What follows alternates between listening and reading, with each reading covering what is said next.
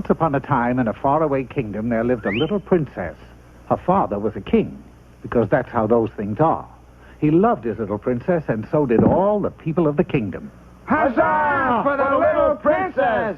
Huzzah? Well, that's fairy tale for hooray!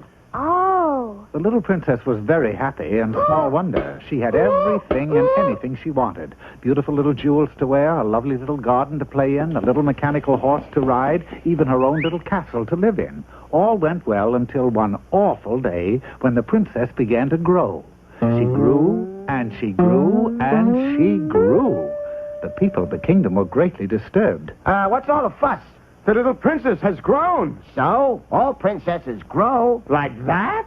Oh. The king was very upset, My little girl is all grown up. but he made the best of it. Nothing will change. You're still my little girl. You'll have everything just as before. So the king summoned the royal jeweler and ordered him to make some special jewelry. It was huge. He commanded the royal gardener to grow some special flowers. They were enormous. He ordered the royal engineer to make a special mechanical horse. It was tremendous. He even told the royal architect to build a special castle right next to his own. After all that, you'd think everything would be fine. But no. No? No, Your Highness. We're broke. Broke? Shattered. There's not a bazooza left in the treasury. Jewelry, garden, horse, castle, in that order. They all add up to broke. Well, what do you suggest? To get some pazoozas. What else? Taxes. And so the people of the kingdom were taxed and taxed and taxed. There was a tax on fences. 100 pickets, 100 pazoozas. There was a tax on trash. 3 cans, 3 pazoozas. On doors. 1 door, 1 paz. 2 doors, 2 pazoozas. There was even a tax on smoke. 7 puffs. I know, 7 pazoozas. And a tax on children. 8, 9, 10, 10 and a half pazoozas. As a result of the taxes, the people of the kingdom became angry. And you know who they blamed?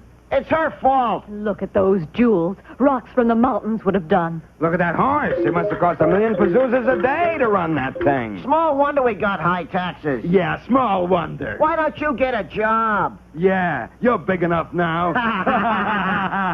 Upon hearing this ridicule from the people who had once loved her, the princess became very sad. Look at that. We'll be flooded out. You mark my word, next year we're going to have a tax on umbrellas. In his castle nearby, the king was feeling very worried and sad and wet. You know, she isn't the same happy princess. So he summoned his royal cabinet for advice.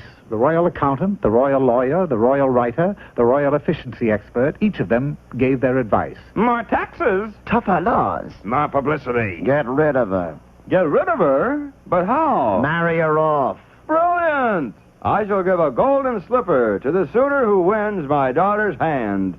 A golden slipper? Isn't that rather a small prize? If it's one of her slippers, it's big enough. So a proclamation was made throughout the kingdom, and one by one the suitors arrived at the castle to ask for the princess' hand. When they actually saw it, though, they soon changed their minds. The princess became sadder and sadder. King, you gotta do something. She'll wash out the crops. So the king began to send the princess for long walks in the woods. One day, on one of her walks, she met a strange little man. Hello, strange little man. Hiya, Princess. Aren't you going to run away because I'm so big? Of course not. Aren't you going to laugh because I'm so funny looking? Of course not. So they quickly became friends. Every day they would talk together about all kinds of things. They would laugh together. They even took long walks together. Then one day the princess said, Perhaps you're an enchanted prince. Maybe if I kissed you, you would grow as big as I am. Well, what do we got to lose? So the princess kissed the funny-looking little man.